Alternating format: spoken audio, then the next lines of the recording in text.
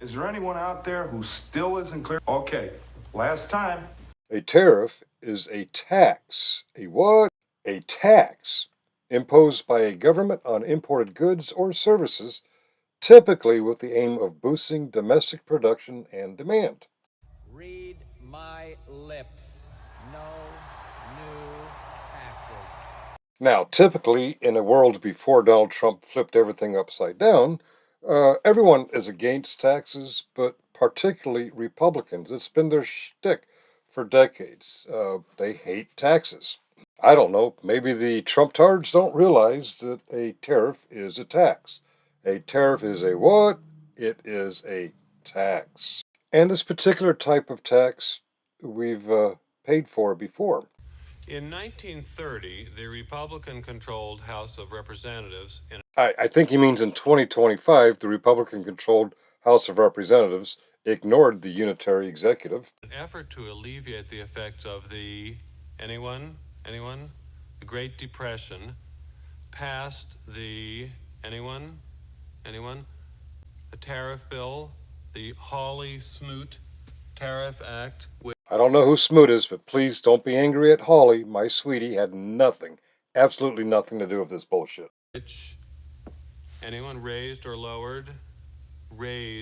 tariffs in an effort to collect more revenue for the federal government.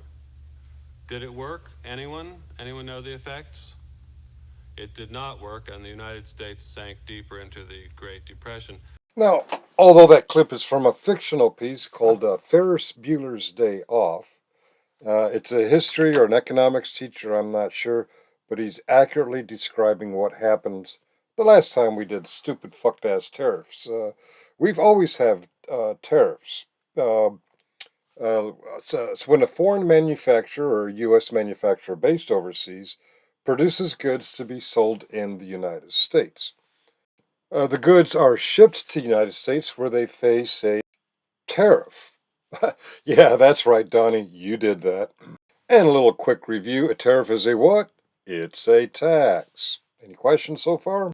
Okay, contrary to Trump-pansy popular belief, the tariff is not paid by the foreign country or company in the foreign country when it's shipped. When it gets here, the Treasury Department taxes it, tariffs it. Companies in the United States actually pay it. The Walmarts, the Targets, the wherever it is you buy your imported goods from, yeah, it's taxed by the federal government, and they pay it up front.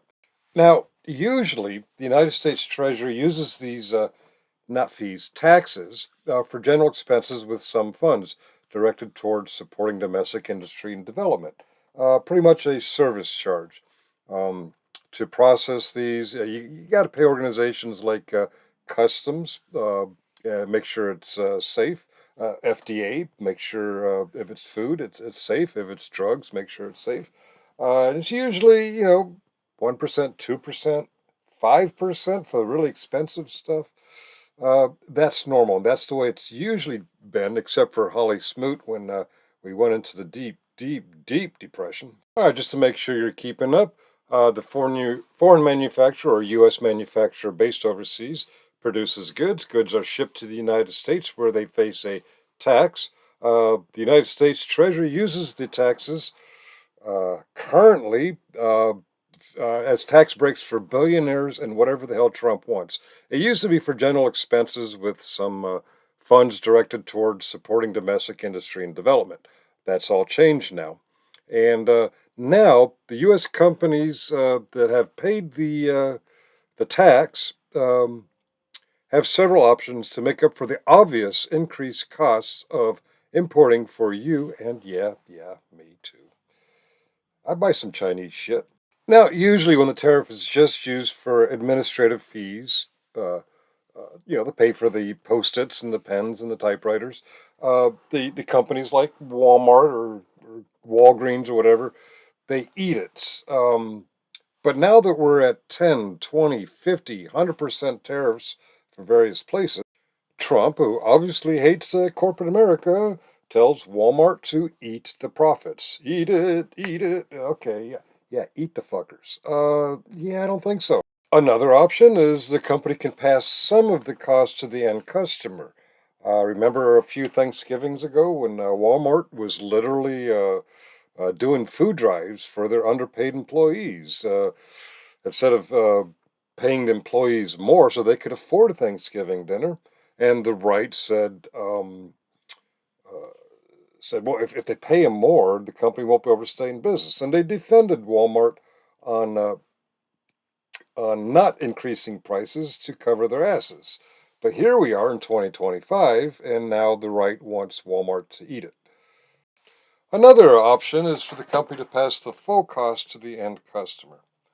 Well, hell, we're not talking about 2 or 3% anymore. We're talking in some cases 30, some cases 50. For a while there, we were at 100%. So there are three ways a company can deal with the tariffs. One of them is eat the tariff, which at what rate companies like Walmart and Target and wherever you may do your shopping end up going out of business. Or they can pass some or all of the costs to the end consumer. At these higher rates, yeah, you sure did, Donnie. Now, so far the tariffs up, tariffs down, all that has only affected the stock markets. Yes, your 401k. On one day it's up a couple hundred, on another day it's down 1,600. It's up and down, up and down and down. But for the most part, so far, we haven't seen much of the prices increase because after Trump fucked up the shipping, the logistics, Biden came in and we've got several weeks, sometimes months worth of supplies already purchased, already arrived to the United States in the warehouses of Walmart and Target and what have you. Well, it only lasts so long. We're coming up on June where a lot of these companies are running out of stuff already purchased. Guess what's going to happen next? Anyone? Anyone? Anyone? Anyone? Anyone? Anyone know the effects?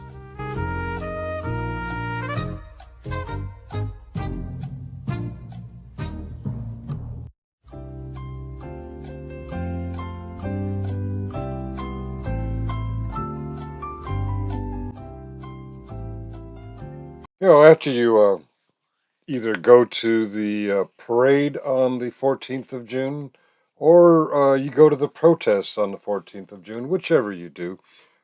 When you're done, you want to pick up a few items maybe for dinner. Go to your local Walmart and just remember they're there, and yes.